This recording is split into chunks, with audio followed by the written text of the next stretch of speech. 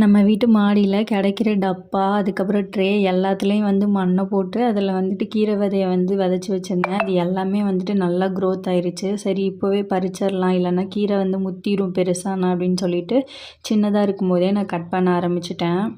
தண்டு கீரை தான் போட்டிருந்தோம். அது நல்லா ஃபாஸ்ட்டாக க்ரோத் ஆயிரும். வீட்டுக்கு தேவையான கீரை எல்லாத்தையுமே மாடியிலேயே நாங்கள் எடுத்துக்குவோம்.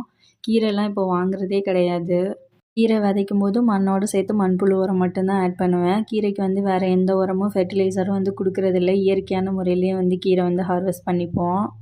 இருந்த கீரையெல்லாம் ரொம்ப நேரமாக கட் பண்ணிகிட்டே இருந்தேன். கை வலியே வந்துடுச்சு. அதோட ஹெல்ப்புக்கு ஆளை கூப்பிட்டு கட் பண்ண விட்டுட்டேன்.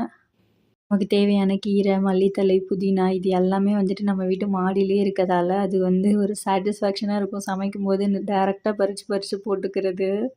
நம்மக்கிட்ட பெரிய இடம் இல்லைனாலும் நம்மக்கிட்ட இருக்க சின்ன சின்ன பாட்ஸை வச்சு இந்த மாதிரி கீரை, புதினா, மல்லி எல்லாமே நம்மளே வளர்த்து நம்மளே யூஸ் பண்ணலாம்.